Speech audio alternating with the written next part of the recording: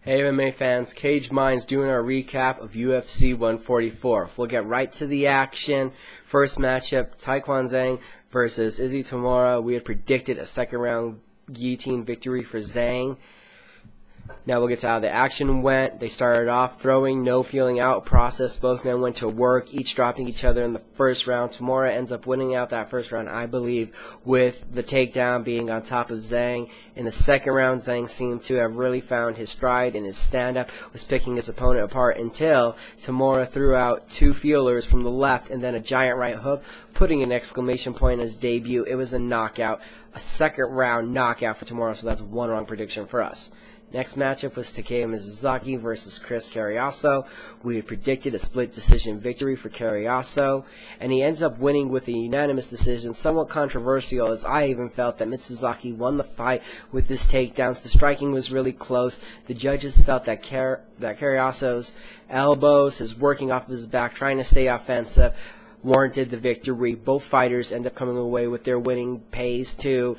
Don't think Dana White really liked that decision. Next matchup, Ricky Fukuda versus Steve Cantwell.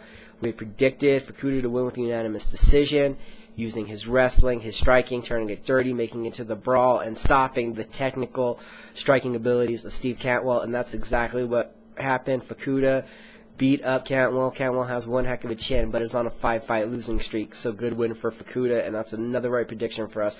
We are now 2-1. Next matchup is Kid Yamamoto versus Von Lee. Kid Yamamoto, we had predicted to win with the third round TKO, hoping he returned to his old form, being more comfortable being at home back in Japan. He looked good. He was able to hurt Von Lee right away, went in for the kill, wasn't able to finish it. Von Lee gets back to his feet. They're standing again. Von Lee with a giant flying knee that hurts Kid and really probably had him knocked out on his feet. Then he tries to go in for a finish. Yamamoto achieves the takedown. Von Lee's submission expertise finally comes to fruition in the UFC. Throw up a triangle. That was blocked by Yamamoto. Switches it to an armbar, and Von Lee gets the submission of the night, bonus, and a great victory over Kid Yamamoto. Our last of our prelims is Takanori Gomi versus Iji Mutsuoka, who took this fight on short notice, replacing George Sotiropoulos. We had predicted a second round TKO from Gomi. The first round did not look so well for Gomi. Mutsuoka dominated it, made it look Gomi bad, beat him in the striking, was pushing him everywhere. A very good round for Mutsuoka. The second round, the warrior of Gomi comes out, and Takanori Gomi does finish it with the second round TKO that we predicted. Next matchup we had into the main card now, Anthony Showtime Pettis, Joe J-Lo Lozon. We predicted that this could have been a fight of the night candidate. We were sure it was going to get an award, and it did not fail. We had predicted unanimous decision. It didn't even get that close, though. It was spectacular. A left shin of Anthony Pettis' across Joe Lozon's chin. A first-round knockout victory and a knockout of the night award for Anthony Pettis, who could be seeing himself in a title fight very soon. Next matchup, Hatsu Hayoki versus Bart Palashevsky. We had predicted unanimous decision for Hayoki with his reach, with his experience, being back at home, and his amazing Brazilian Jiu-Jitsu ability. And that all came to fruition. He dominated the fight on the ground in the first and the third round. Hatsu Hayoki definitely cemented himself as the #2 featherweight in the world, and I think a matchup with Jose Aldo is definitely warranted. That would be a great featherweight war. Next matchup we're talking about, Yushin Thunder Okami versus Tim the Barbarian Boach. We had predicted Okami to win with a unanimous decision.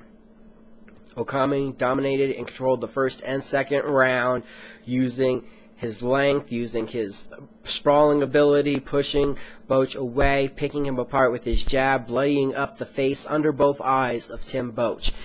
Going into the third round, Boach's trainer told him you have to go for broke, and Boach in the third round does that, grabs Okami, uses the dirty boxing, bullies him around, and finishes this with a third round TKO. A great comeback from the amount of punishment that Boach had taken, and also cementing himself as a title contender now at heavyweight, considering he just beat Yushin Okami, who was still widely ranked a top 5 middleweight. A tremendous win for Tim Boach, especially in Japan.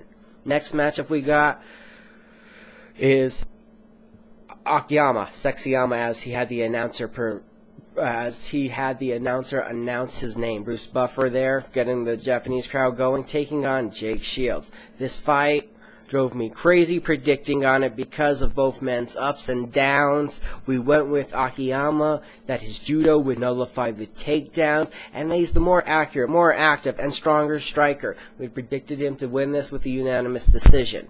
We had the unanimous decision part right, just the wrong participant. Jake Shields outstrikes Akiyama, doesn't really achieve but one takedown, but his pressure, his nonstop relentlessness, and honestly just throwing more strikes beat Akiyama.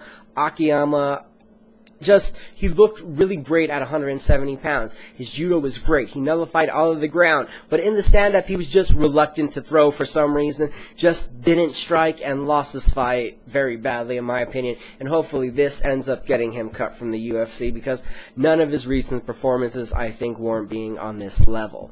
Next matchup we're talking about, Mark Hunt versus Cheick Kongo.